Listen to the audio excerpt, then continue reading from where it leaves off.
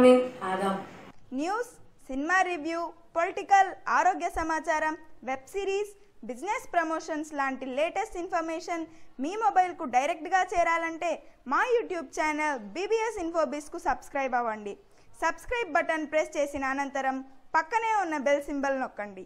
Already subscribe అయ్యి ఉంటే bell symbol అదేనండి గంట గుర్తు ప్రెస్ చేయడం మర్చిపోవద్దు. Thank you.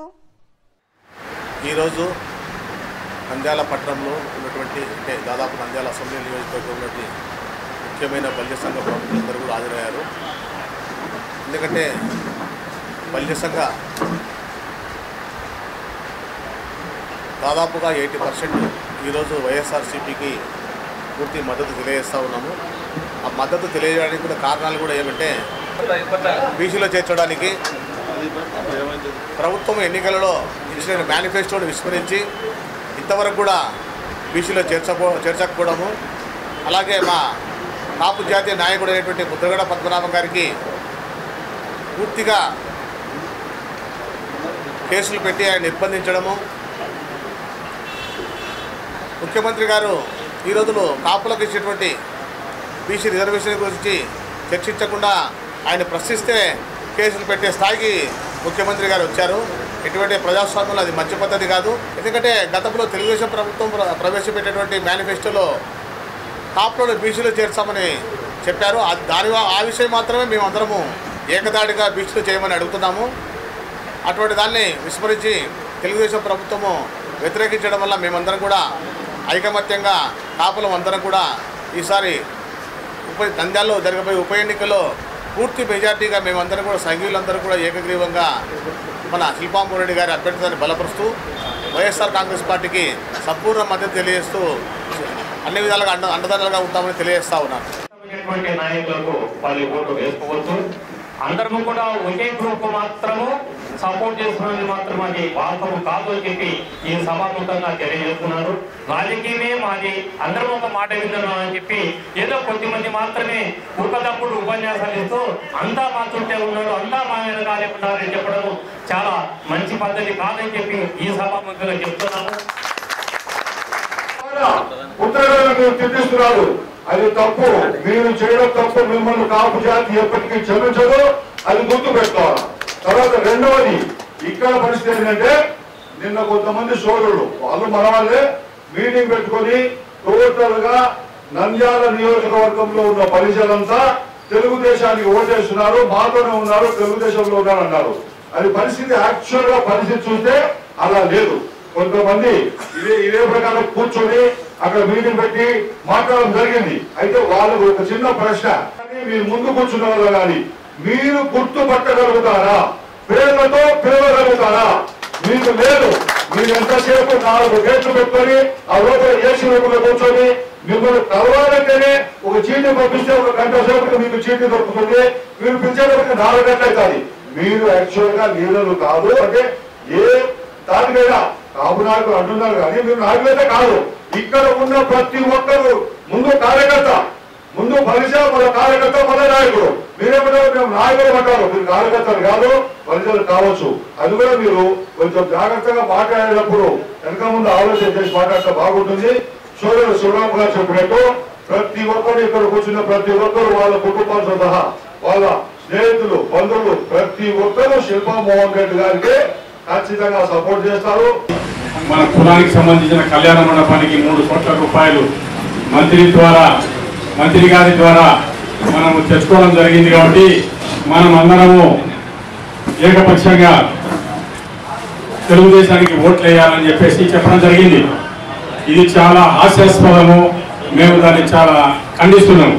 ఎందుకంటే మీరు ఈ విధమైనటువంటి మోసపూరితమైనటువంటి మాటలు మాట్లాడి కాపు కులం అంతా ఒకటే సైడ్ ఉందని చెప్పడం చాలా పద్ధతి కాదు. మీకు ఏమైనా చిత్తశుద్ధి ఉంటే కేవలం ఒక కళ్యాణ మండపాన్ని పూర్తిగా చూపించి కాపులంతా ఒకటే వర్గానికి ఓటేయాలనడం తప్పు. మీకేమైనా చిత్తశుద్ధి ఉంటే మీరు చేయాల్సిన పనులు చాలా ఉన్నాయి. ముఖ్యంగా మన కులానికి అందరికీ సంబంధించినటువంటి సమస్య బీసీలో చేర్చడము. దాని మీద మీ పోరాటం వైఖరి ఏమిటో తెలియజెప్పాలా. బహిరంగ మీటింగ్ లో రేపు మీరు పెట్టుకుంటున్న బహిరంగ మీటింగ్ లో చెప్పాలని నేను కోరుకుంటున్నాను.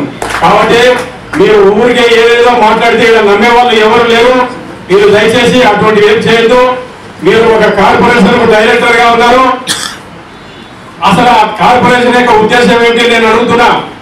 పేద కాపులను పేదరికం నుంచి కొంతవరకు వాళ్ళు స్వతంత్రంగా బతికేదానికి అప్లిఫ్ట్ ఆర్థికంగా సహాయం చేయడానికి మాత్రం ఉద్దేశించింది, కానీ ఉన్న వాళ్ళకు దోచిపెట్టడం కాదు.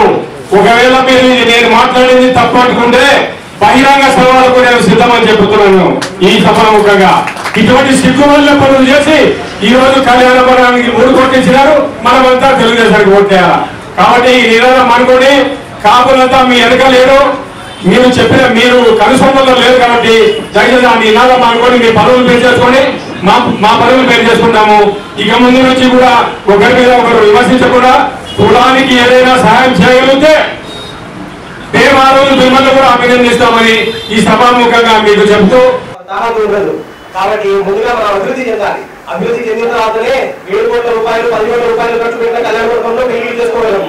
కాబట్టి ముందుగా ప్రజల అభివృద్ధి గురించి ఆలోచించండి, తర్వాత కళ్యాణపురం గురించి ఆలోచిద్దామని చెప్పేసి మేము మనవి చేసుకుంటా ఉన్నాము. ఇంకో విషయం వచ్చేసి శిల్పా మోహన్ రెడ్డి గారు నంద్యాలలో రోడ్ల విస్తరణను తద్వారా అభివృద్ధిని అడ్డుకుంటున్నారని చెప్పి ఒక స్టేట్మెంట్ ఇస్తా ఉన్నారు. అవును, శిల్పా మోహన్ రెడ్డి గారు రోడ్ల విస్తరణను అడ్డుకున్నారు. రోడ్ల విస్తరణ అడ్డుకున్నారు అంటే అభివృద్ధిని అడ్డుకున్నారని కాదు. రోడ్ల విస్తరణ అడ్డుకుంటే అభివృద్ధిని అడ్డుకున్నట్టు కాదు.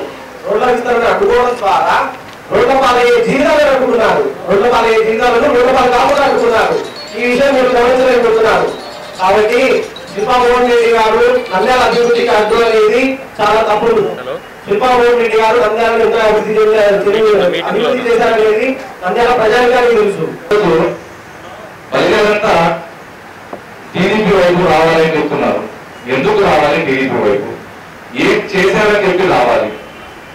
కేవలం బై ఎలక్షన్స్ ఉన్నాయి కాబట్టి మీరు ఈరోజు వచ్చి అభివృద్ధి అని చెప్పేసి రోడ్లు పగలగొడుతున్నారు. రోడ్లు పగలగొట్టడానికి మాకు ఎక్కడ కూడా అభ్యంతరం లేదు.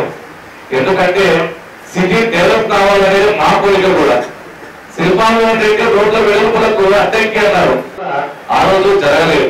కేవలం ఈ రోజు భూమా నాగిరెడ్డి గారు చనిపోతే కేవలం బై ఎలక్షన్స్ లో ఎక్కడ ఓడిపోతామో అనే ఉద్దేశం మీద ఈ రోజు రోడ్లు పగలగొడుతున్నారు. రోడ్లు పగలగొట్టడానికి విస్తరణ చేయండి, అది ఒక పద్ధతిగా చేయాలి. కానీ మీరు ఎక్కడ పద్ధతులు చేశారు?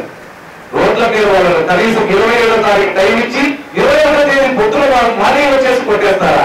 వాళ్ళు సామాన్లు తీసుకోలేదు, వాళ్ళు ఎక్కడ కూడా వేరే సురవ్యవస్థ తీసుకోలేదు. ఎక్కడ తీసుకోకుండా ఇలా చేయడం ఎంతవరకు సబబు మీకు? పెట్టుకోండి, రోడ్లు పగలగొట్టిన వాళ్ళు ఎక్కడ కూడా మీకు ఓట్లు వేసే అవకాశమే లేదు. ఈరోజు కంఠపరంగా చెబుతున్నాను, మీకు ఓట్లు రావు. ఓట్లన్నీ కేవలం వైఎస్ఆర్సీపీకి, వైఎస్ జగన్మోహన్ రెడ్డి గారికి, శిల్పా మోహన్ రెడ్డి గారికి పడతాయి తప్ప మీకు రావని ఈ సభాపూర్వకంగా హెచ్చరిస్తున్నాను. ఈ రోజు ముఖ్యంగా పెద్దలంతా అటువైపు 3-4 ఉండి బలిజలంతా మా వైపే ఉన్నారు. నంద్యాల టౌన్ 47 వార్డులో ఉన్న బలిజలంతా మా వైపే ఉన్నారనడం ఆచగమనంగా ఉంది.